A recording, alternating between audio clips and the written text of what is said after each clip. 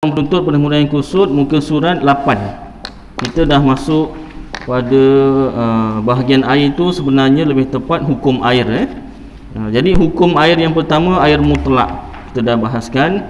Kemudian yang kedua air musyammas, air yang terjemur dengan matahari. Yang ketiga air mustakmal. Baik, kita masuk. Air suci pada dirinya tidak boleh menyucikan benda yang lain, iaitu tidak sah diperbuat bersuci dengan dia. Kita tak boleh gunakan untuk suci daripada hadas besar atau hadas kecil. Tak boleh buat mandi wajib, tak boleh buat ambil wuduk. Iaitu disebut air mustakmal. Yang ini apa dia air mustakmal? Air yang telah digunakan buat mengangkat hadas, basuh yang pertama pada wuduk yang wajib atau mandi yang wajib. Basuhan pertama tu basuhan kedua dan ketiga dia dah bukan mustakmal. Kalau ditadah nak diguna untuk mandi wajib yang lain atau wuduk yang lain boleh, ataupun untuk basuh anggota wuduk yang lain. Contoh, kita sapu muka untuk ambil air sembahyang, basuhan pertama itu air mustakmal, tak boleh ditadah untuk gunakan untuk basuhan yang kedua, tak boleh. Tapi dia tu suci, cuma tak boleh menyucikan. Kalau nak tadah, tak boleh buat wuduk atau mandi wajib, tapi boleh buat minum kalau nak lah. Ni saya nak ambil berkat ustaz ni. Ustaz ambil semayang, saya tadah ustaz ya. Boleh, nanti saya kahakkan sekali. Lagi mujarrab kata. Baik. Jadi kalau perlu tak macam tu? Tak perlu, sebab itu benda yang menggelikan.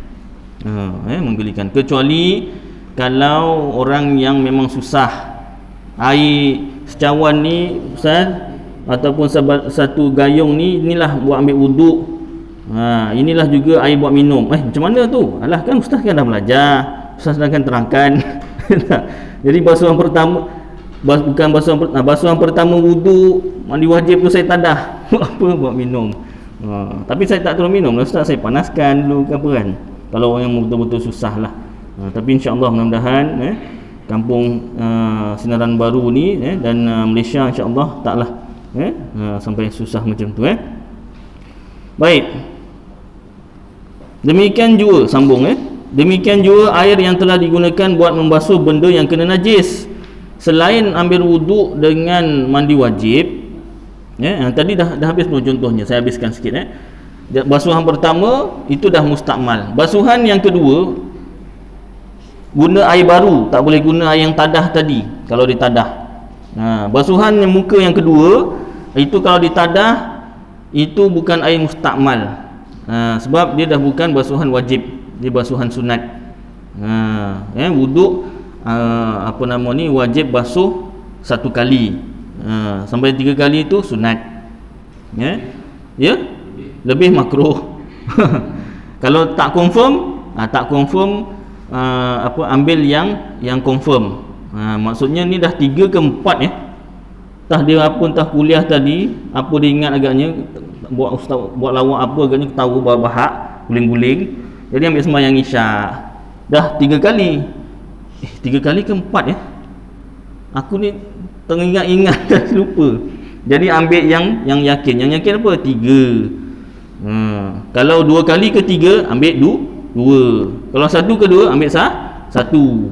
Itu cara kalau lupa. Bab kahwin jangan lupa pula. Aku dah kahwin 1 ke 2? Jangan. Itu kena ingat. Itu cewer telinganya, kupingnya. Cewer kupingnya. Habis pucuk ni. Baik, sambung. Demikian juga air yang telah digunakan buat membasuh benda yang kena najis. Kita buat basuh najis. Macam mana cara dia? Padahal air itu tiada berubah, syaratnya tak berubah. Basuh teh ayam, maka airnya warna kelabu, itu dah berubah. Ada syaratnya tak berubah, dan tiada bertambah beratnya pun tak bertambah. Seperti dicucurkan air pada kain yang kena kencing, setelah air itu bercerai daripada kain itu dan ditolak kadar yang dihisap oleh kain itu, yang baki itu tidak bertambah beratnya. Kalau dah bertambah tu dah bercampur air kencing. Kalau dah campur air kencing itu dah bukan mustakmal, itu dah mutanajjis. Yang keempat tu baik. Jadi yang ini jangan ditadah-tadah lah, susah. Yang tadi pun tak sebut tadah, andai kata kalau nak ditadah. Baik. Maknanya kalau terpercik, kita basuh-basuhkan air kuat. Basuh najis air kuat. Contoh basuh apa? Basuh babat. Kan baru lagi korban kan. Basuh babat. Sini ada yang makan babat. Aduh ustaz, bagus. Saya pun makan. Tak ada ustaz. Tak ada, tak apalah. Kalau ada pun dia cuci sampai putih, bersih. Selagi tak bersih, putih, tak lalu nak makan, tak apalah. Fudin tak perasan kau. Bekas murid tuition gitu. Baik. Jadi apa nama ni tadi? Sambung balik. Kalau basuh babat contohnya, babat tu apa ustaz? Babat tak tahu. Perut apa? Perut lembu lah. Perut lembu tu, babatnya tu, babat tu perut, dia nyimpan makanan tu kan. Jadi warnanya gelap lah. Ada orang cuci pakai kapur direndam kapur sampai tanggal, barulah lalu nak dimakan. Kalau ibu saya tak dicuci, yalah dah dibasuh sebersih-bersihnya, dia bersih-bersih dia pun masih melekat lagi hitam-hitamnya tu kan.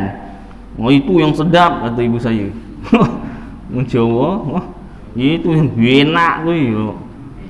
Jadi buat apa, masak apa? Masaknya kena lemak. Tak masak lemak nanti baunya kuat sangat. Masak lemak. Lemak ni dah hilangkan bau. Masak lemak. Ikan ke apa ke, barang-barang yang bau lah, masak lemak, hilang bau. Masak lemak garam kena cukup. Tak cukup garam tak naik lemaknya. Baik, sambung. Jadi basuh babat kena air kuat. Bila air kuat tu mengecik. Kalau air yang mengecik tu warna babat tu juga bekas-bekas babat, tu najis lah. Kalau dia tu terpercik, warnanya warna air paip tu tak ada warna lah, jernih, maka dia tu mustakmal sahaja, tak najis. Satu lagi, kalau yang tak berkaitan dengan korban, buang air kecil, cebok lah, istinja cebok. Jadi itu kita basuh najis, basuh najis pada badan. Lepas buang air kecil, buang air besar, terpercik. Bila terpercik, tengok kalau air yang terpercik tu warnanya warna sama macam warna najis, maka dia najis lah. Kalau warnanya jernih, putih, dia tak najis. Ada orang takut dia bogel, telanjang, tak apalah, lepas tu dia siram badan apa kan. Kalau tak pun pastikan air tu tak ada berubah warna. Kalau dekat saya tak kira kat rumah ke, R&R ke apa ke, memang saya buka habis semua. Terpulang lah. Kalau nak cepat, katalah apa kerjanya, profession sebagai doktor contoh. Doktor selamat itu lain. Mentang-mentang doktor selamat ni doktor je contohnya. Doktor pembedahan tapi tak tahan kencing. Biasa tu tak tahulah, pakai pampers ke apa, tak tahulah kalau yang panjang masa kan, saya pun tak tahu.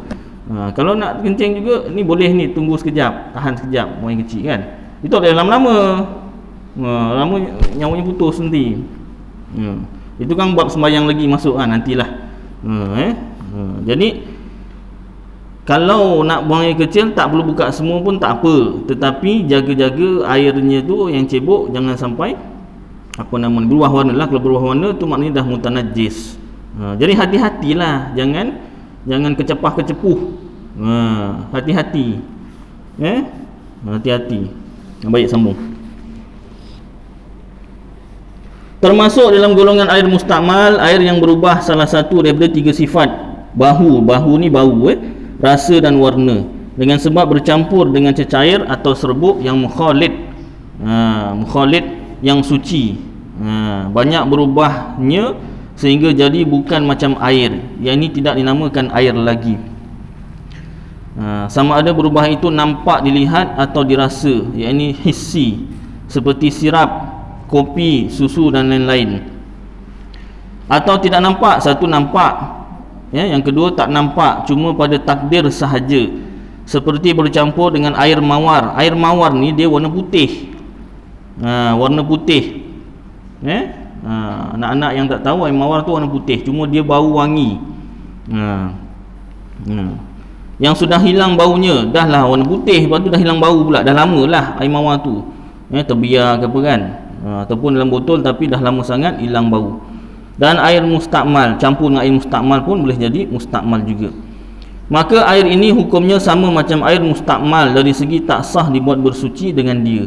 Kalau campur dengan air yang dia tu suci tapi dia tu ada warna lain, ada bau lain, atau ada bau rasa, warna bau rasa, rasa lain, jadi tiga ni kalau ada sifat pada air yang bukan mustakmal, kalau campur dengan air mutlak, dia akan jadi mustakmal.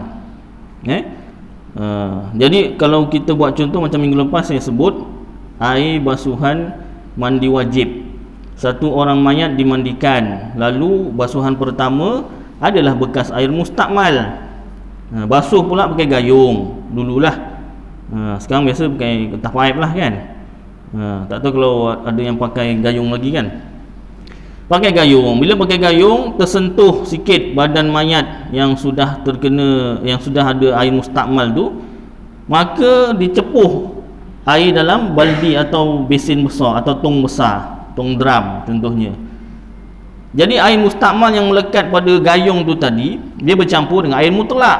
Adakah air mutlak tu berubah jadi mustakmal terus semuanya? Jawapannya tidak. Kenapa? Sebab ditakdirkan air mustakmal tu ibarat seperti air jus.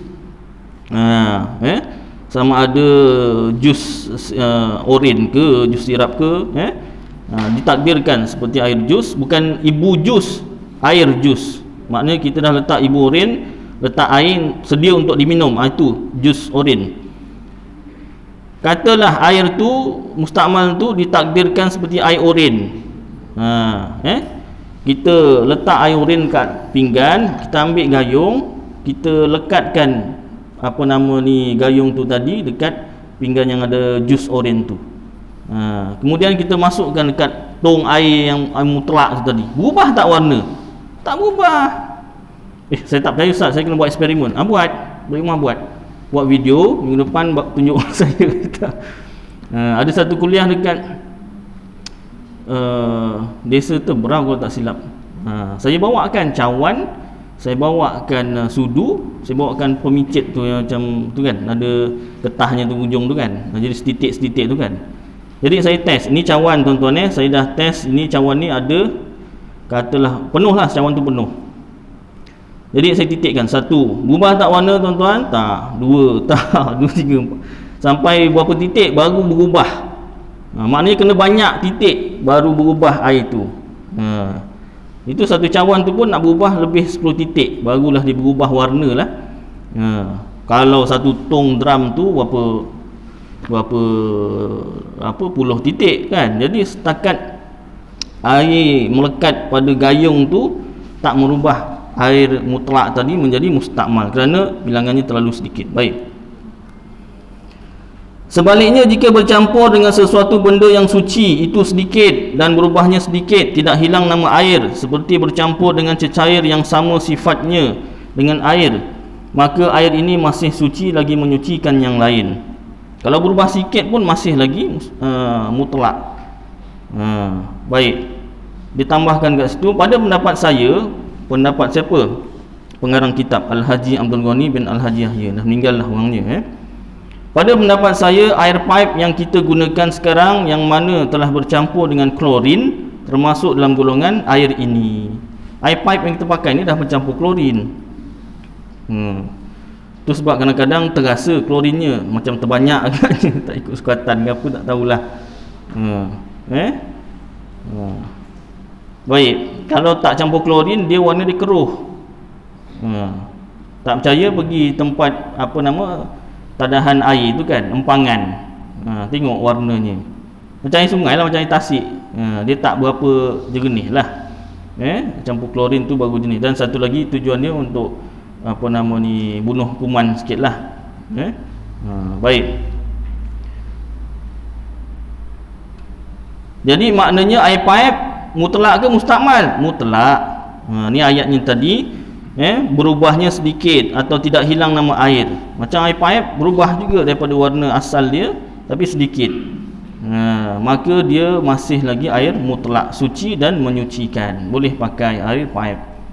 Demikian juga suci lagi menyucikan air yang bercampur dengan sesuatu benda yang suci, yang beku atau berasing. Yang tadi mukhalid tu dia boleh boleh menyerap, boleh boleh sebati, macam serbuk lah mukhalid tu, yang tadi yang ke surat 8 tu, mukhalid.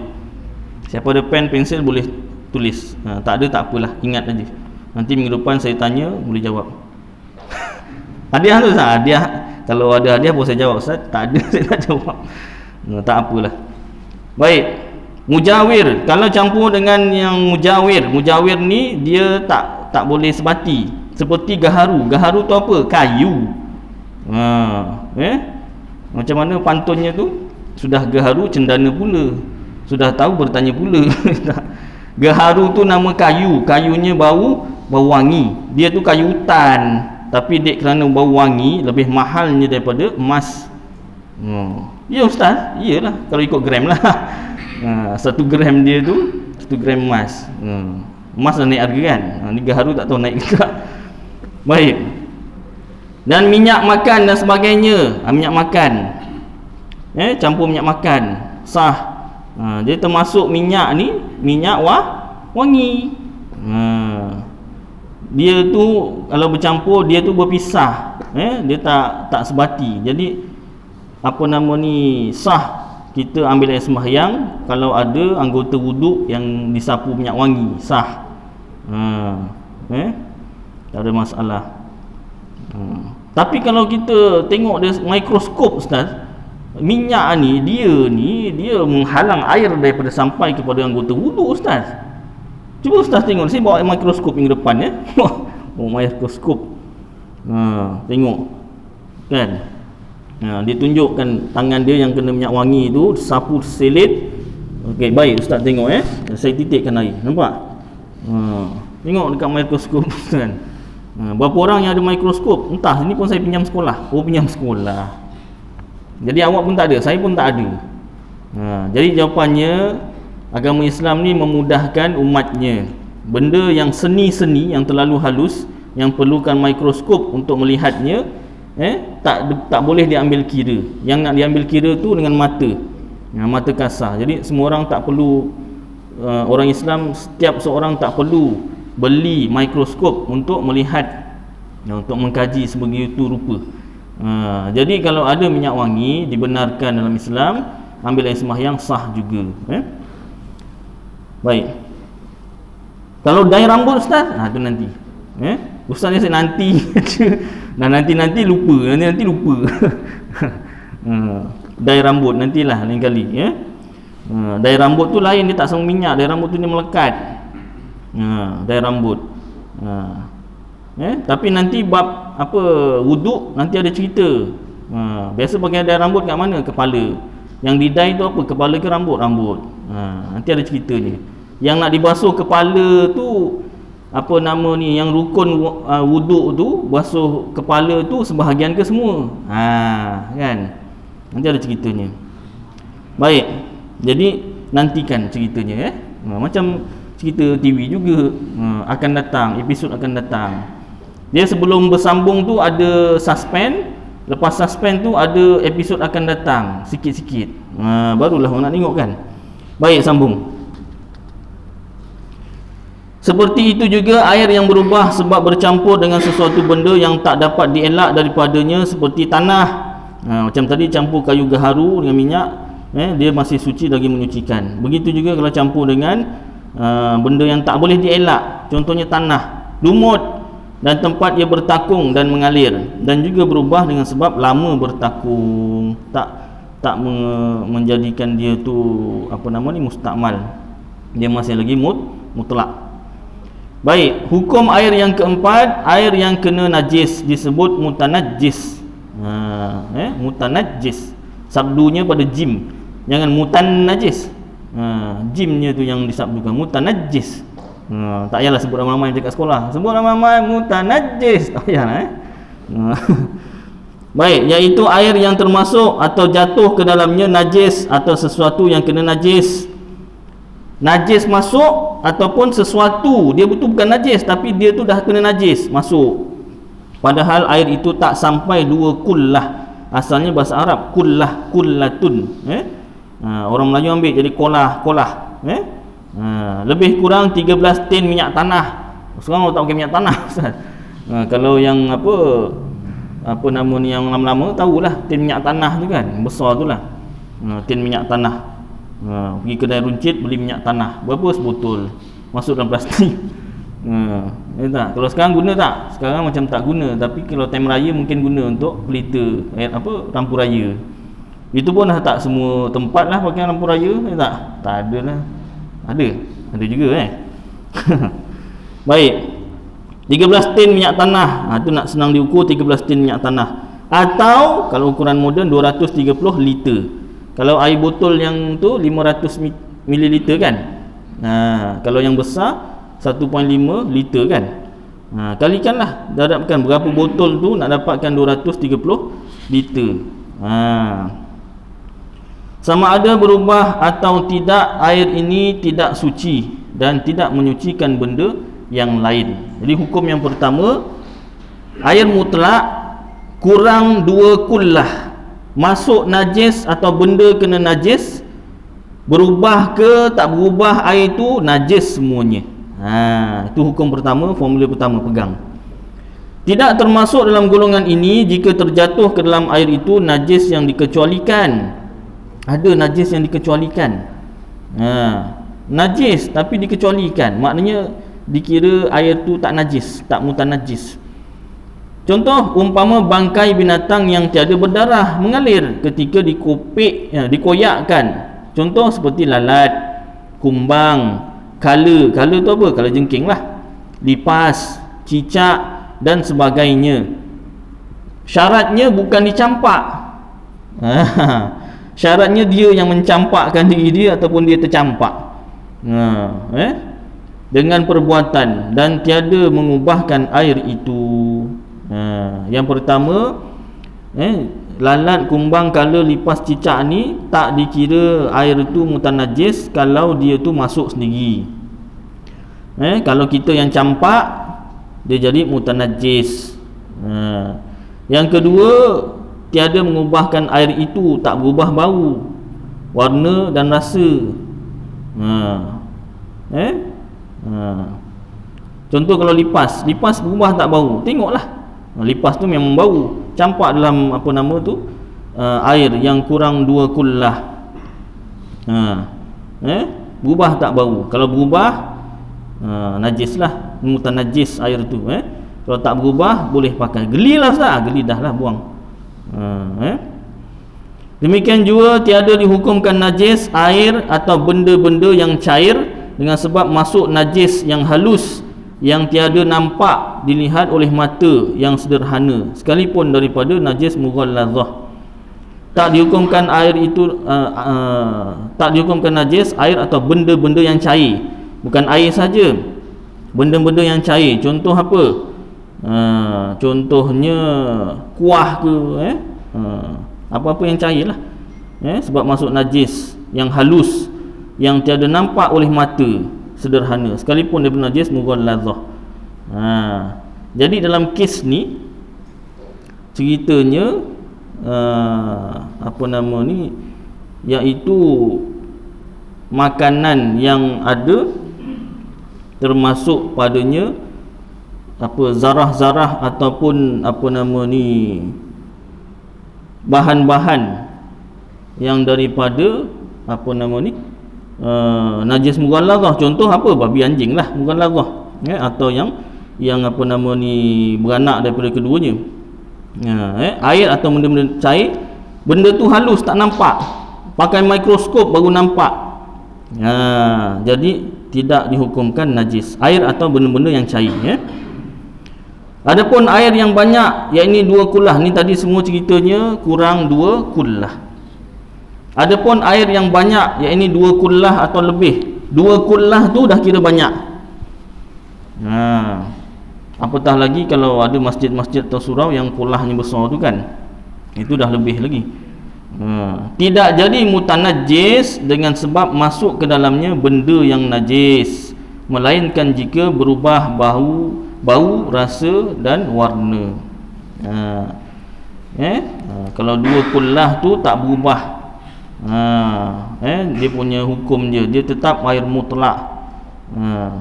Itu sebab masjid ke surau dia buat kullah besar. Kenapa? Bila 2 kullah hukumnya dah ringan sedikit. Masuk najis, contohnya tahi cicak. Dia cicak ni dia suka tempat yang bersih, nak berak ni tu. Kalau kita nak buang air besar dekat tandas, dia kat tempat yang bersih, yang suci. Ya tak? Burung kadang ada satu dialog tu, WhatsApp lah ni ceritanya. Anak burung tanya, mak dah tak tahan lah nak buang air besar ni. Maknya cakap, sabar nak, dia belum habis siap basuh kereta lagi.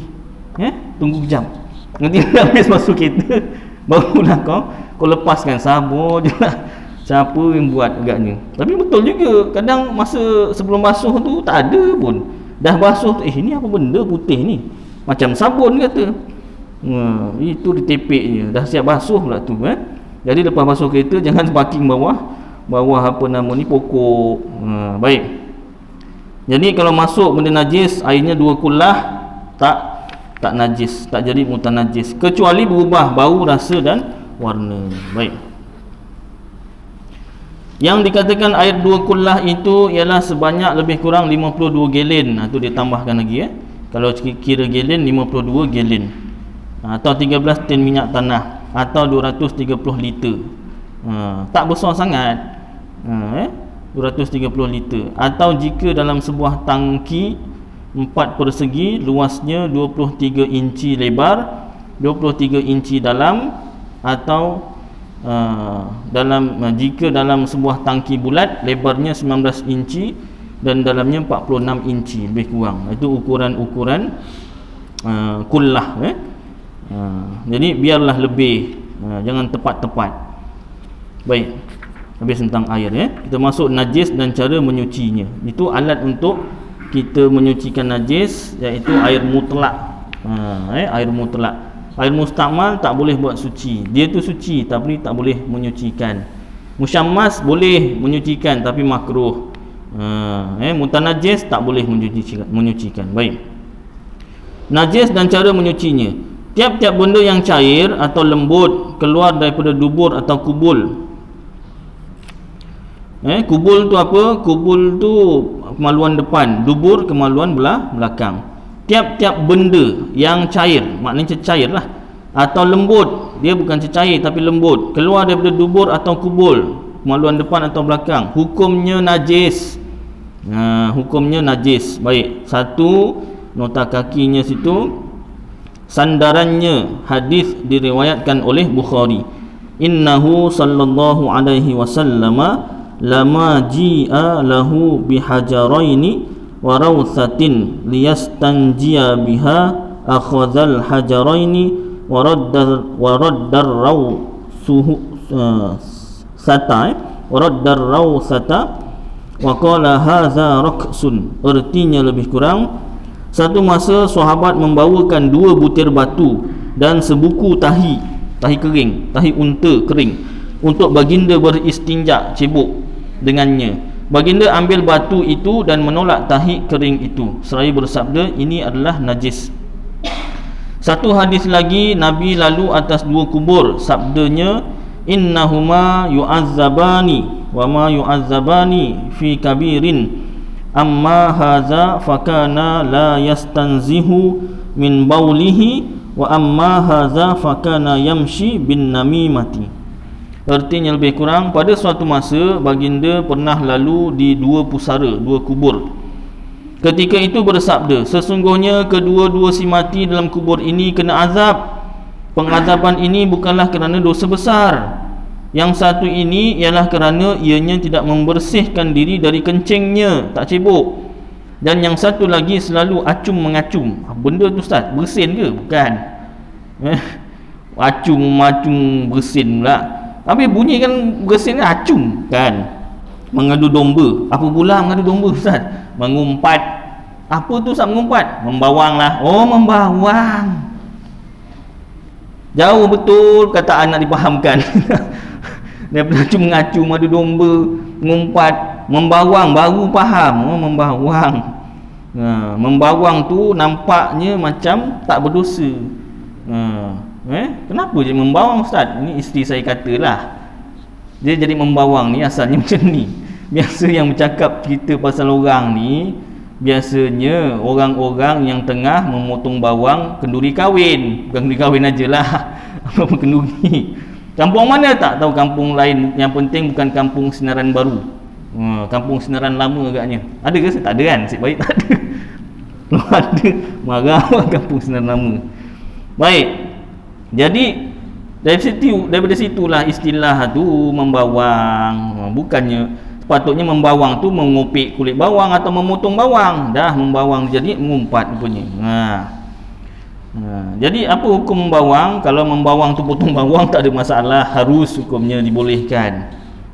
Tapi kalau membawang yang dimaksudkan tu mengumpat, maka haram hukumnya, dosa besar.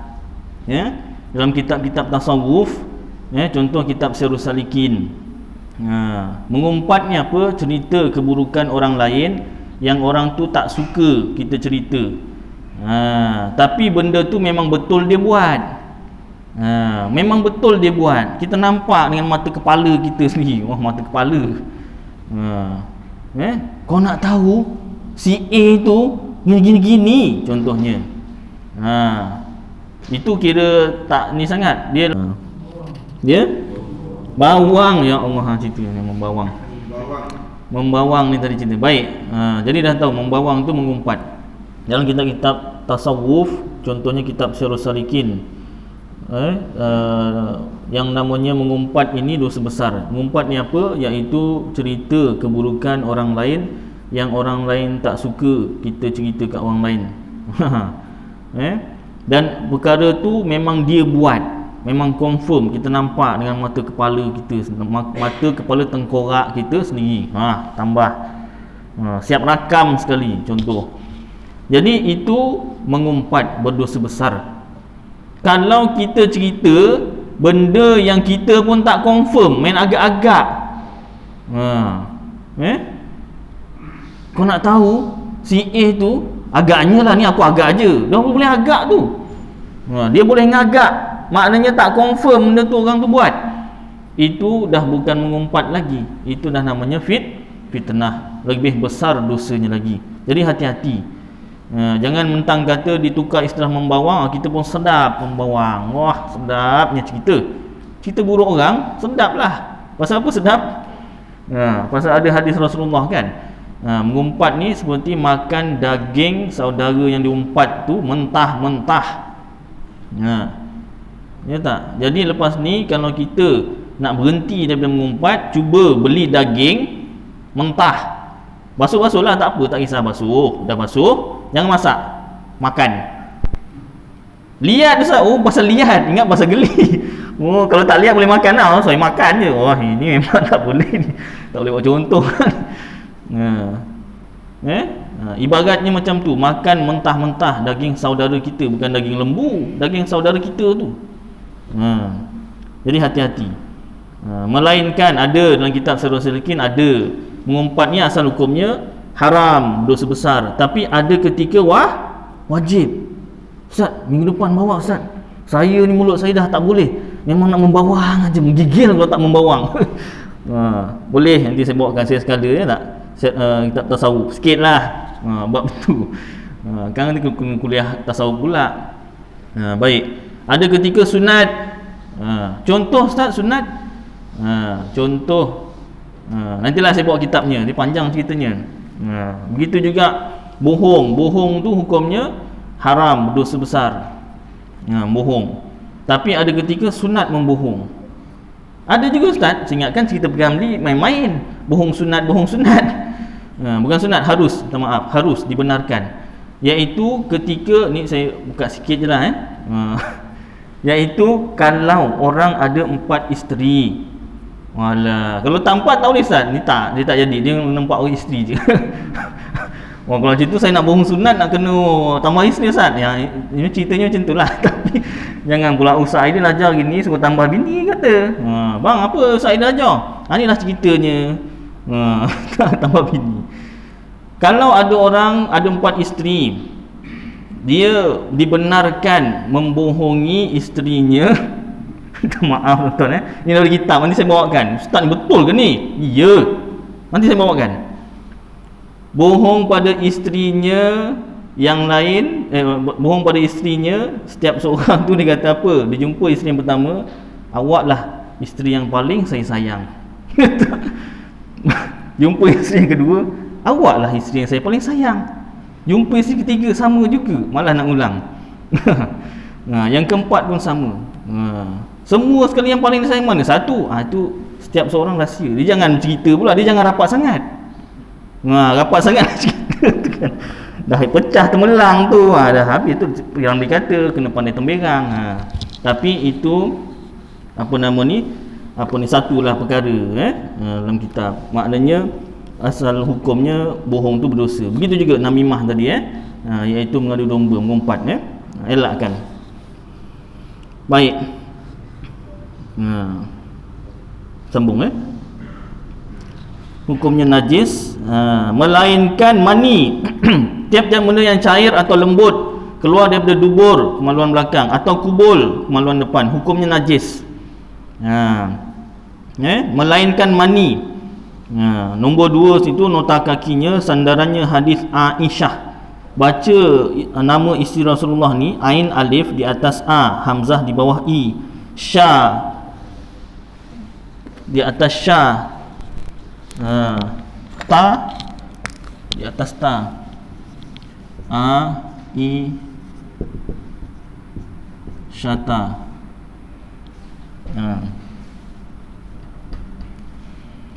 Orang Melayu sebut apa? Aisyah. Siap buat lagu Aisyah. Malah salah. Aisyah.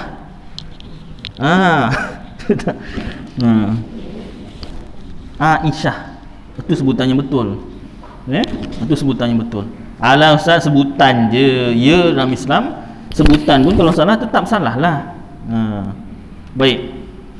Sandarannya hadis Aisyah radhiyallahu anha, diriwayatkan oleh Bukhari, Muslim dan lain-lain. Annaha kanat tahukku al-maniyya min thawbi Rasulillah sallallahu alaihi wasallam thumma yusalli fihi. Artinya lebih kurang bahawa Siti Aisyah. Mana datang Siti Ustaz? Dalam hadis tu tak ada Siti. Siti ni orang Melayu tambah. Siti ni maknanya perempuan yang baik. Nama Rasulullah asal tak ada Siti. Mana ada bahasa Arab Siti? Ada Siti? Tak ada. Bahasa Melayu sebut Siti. Tu pun agaknya ambil bahasa Inggeris, Honda City. Honda City tu. Bahasa Melayu Siti lain ada? Tak ada kan? Siti Nurhaliza, Siti apa kan? Tak ada. Nama je Siti. Jadi Siti tu maknanya perempuan yang baik. Tu sebab ditambahkan Siti Aisyah, Siti Khadijah dan sebagainya. Bahawa Siti Aisyah ada pernah mengikis atau mengeruk air mani daripada baju Rasulullah sallallahu alaihi wasallam yang dah keringlah. Kemudian baginda sembahyang dengan baju itu, tak dibasuh. Tersebut dalam kitab Bujarimi Iqna juzuk 1 muka surat 254, 255 dan 256. Itu kitab Arab. Baik, sambung. Sama ada mani manusia tak najis atau mani binatang yang lain daripada anjing dan babi. Selain anjing dan babi, Ustaz tak baik cakap babi, khinzir sama je. Dah kita sebut babi lah. Selain daripada anjing dan babi, kalau binatang tu punya air mani tak najis. Atau anak daripada keduanya, anak anjing dan babi.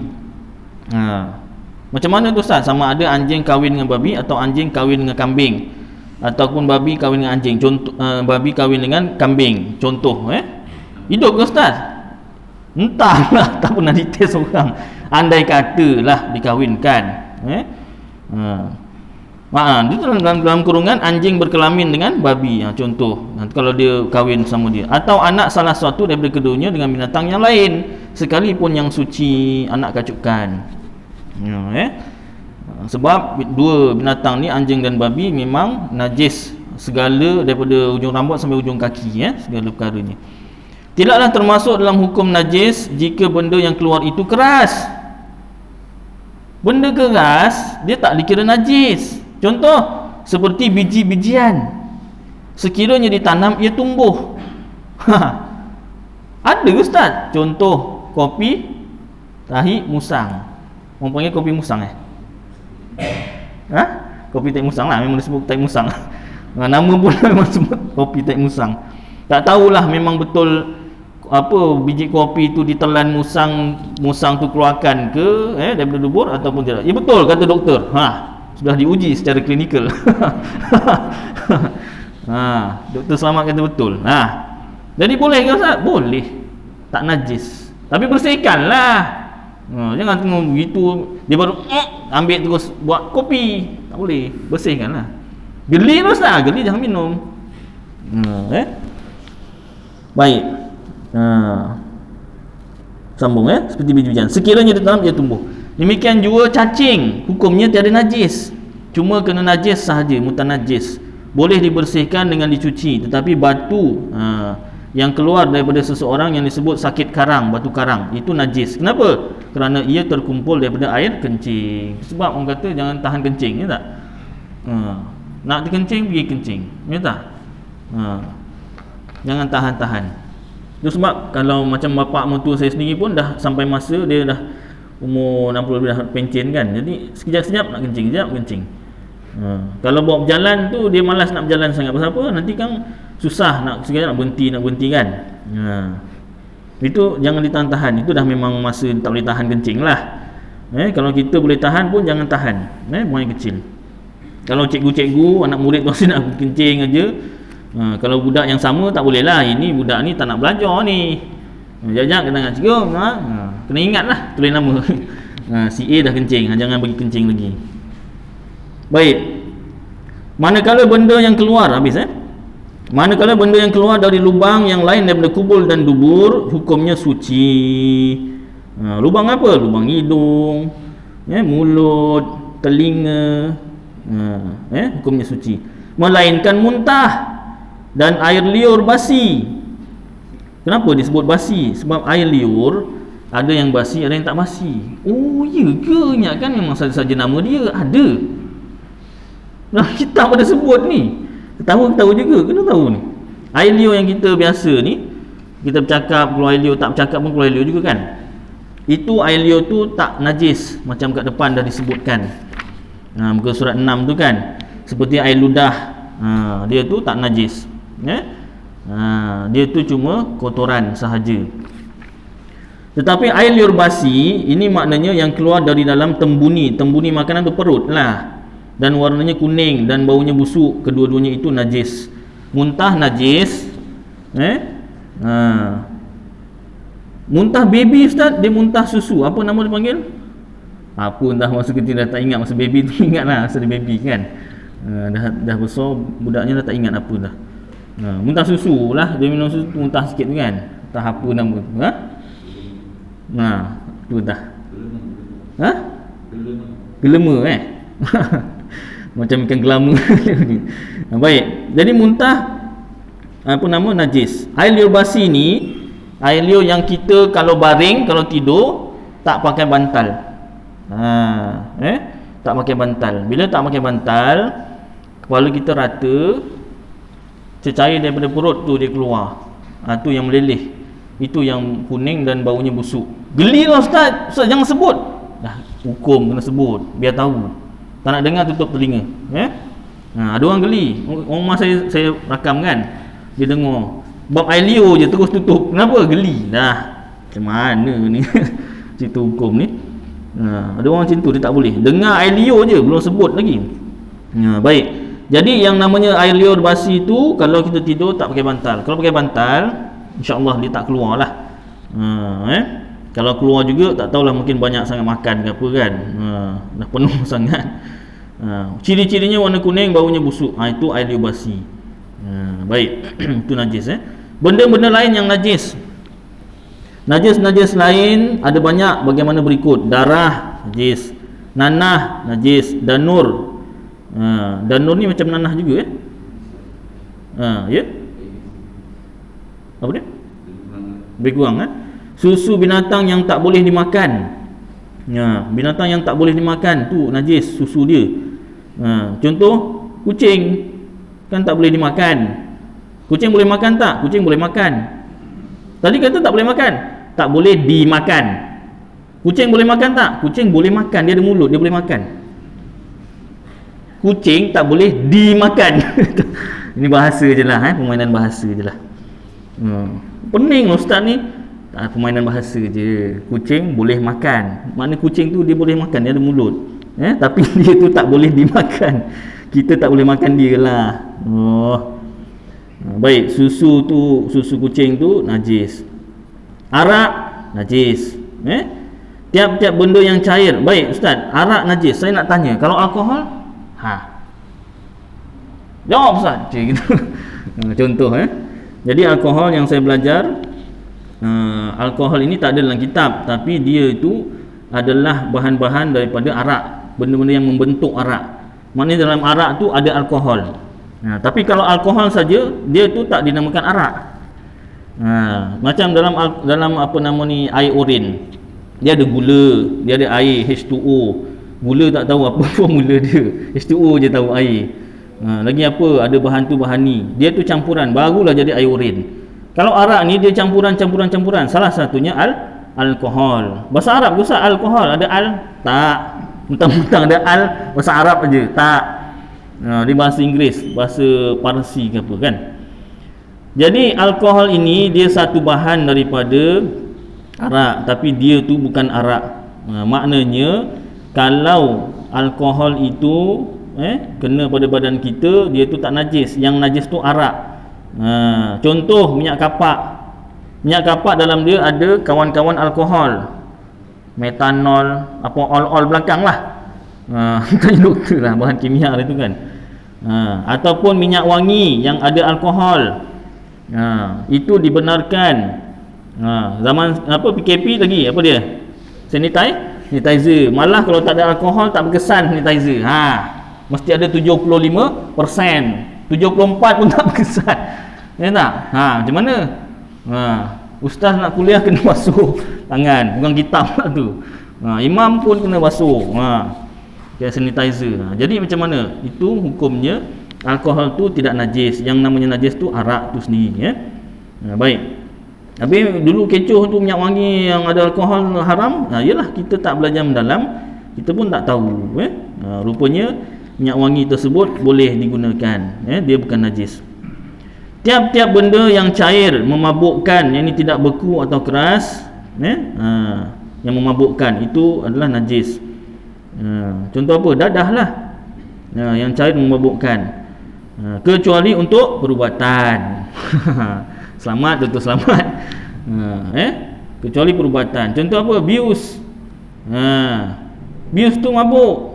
Bukanlah mabuk gitu, tidak. Dia tidur gitu kan. Tak sedar. Dibelah apa, digaji ke apa, tak rasa. Bangun-bangun, dah siap dah, ya tak? Itu kalau accident je Ustaz. Habis awak tak sunat, tak kena bius. Saya dulu sunat tak pakai bius. Bagus, alhamdulillah. Orang dulu macam tu kan. Apa ubatnya biusnya apa? Mandi kolam, mandi apa, kecebur apa nama sungai ke apa, lama-lama biar kecut, tak rasa, sap kan, selesai. Tak tahulah ceritanya tu kan. Baik, jadi kalau untuk perubatan dibenarkan. Pasal apa? Dah tak ada benda lain. Kalau tak, mati. Nak mati bukan apa? Mati menahan sakit. Saya pernah accident tuan-tuan. Dia lukanya kena pada reseptor tu banyak sangat, urat banyak sangat, sakit, sangat sakit. Doktor cepat-cepat bius. Kalau tak bius, mati kerana menahan sakit.